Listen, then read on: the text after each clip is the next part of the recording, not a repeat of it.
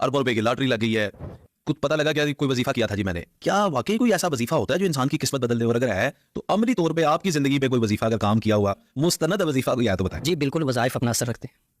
پہلا سوال آپ کا تھا قسمت کا, تقدیر. یہ دنیا جو ہے یہ دارالاسباب ہے, سبب اختیار کرنا ہمارا کام ہے, اس میں اثر ڈالنا یہ اللہ کا کام ہے. بندہ جب قدم اٹھاتا ہے نا, اللہ قرآن پاک میں کہتے ہیں والذین جاہدوا فینا لنہدینہم سبلنا, کہ جب بندہ قدم اٹھاتا ہے ہم اس کے لیے راستے کھول دیتے ہیں. حضرت یوسف علیہ السلام کو زلیخا نے وہ ساتھ میں کمرے میں لے گئی تھی, دروازے بند کر لیے تھے اور گناہ کی دعوت دی تھی.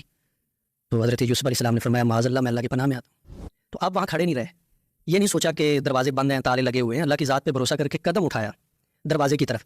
تو دروازہ تالا ٹوٹتا ہے, دروازہ کھلتا ہے, آپ باہر چلے جاتے ہیں. ساتوں دروازے اسی طرح کھل گئے.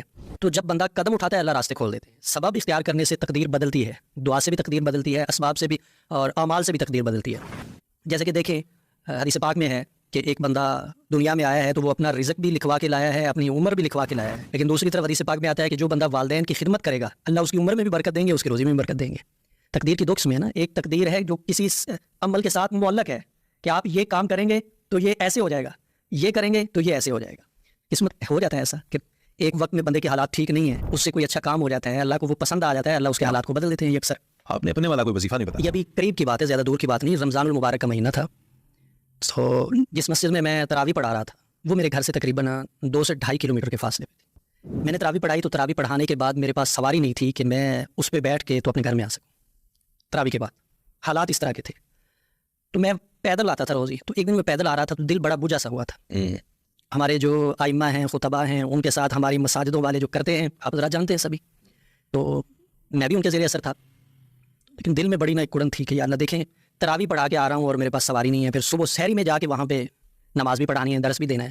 تو میں واپس آیا تو گھر میں پہنچ کے نا میرے ایک استاد ہیں, یہ روحانی عملیات کے بلوچستان کے, سید عبداللہ شاہ صاحب ان کا نام ہے.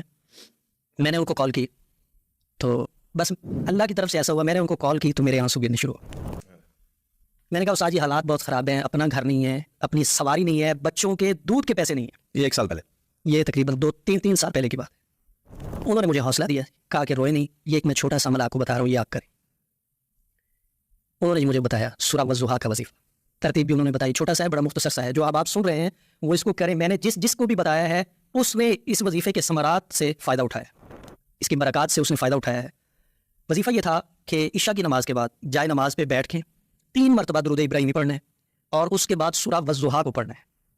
بسم اللہ الرحمن الرحیم, والضحیٰ واللیل اذا سجی ما ودعک ربک وما قلی وللآخرۃ خیر لک من الاولی ولسوف یعطیک ربک فترضی. اس آیت کو یہاں پہ 313 مرتبہ پڑھنا ہے, پھر آگے سورت کو پورا کر دینا ہے.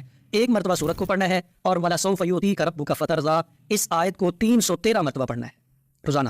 تو یہ وظیفہ ایسا وظیفہ تھا کہ جس نے حالات کو یکسر بدلا. اللہ نے سواری بھی دی, اللہ نے مکان بھی دیا, اللہ نے قرض تک اتار دیا.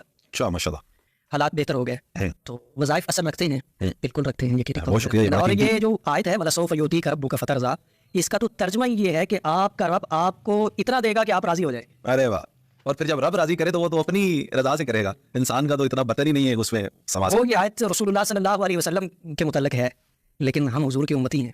جب یہ ہماری زبان پہ آتی ہے نا تو اللہ اس کی برکات سے ہمیں بھی نوازتے ہیں. بے شک, کوئی شک نہیں.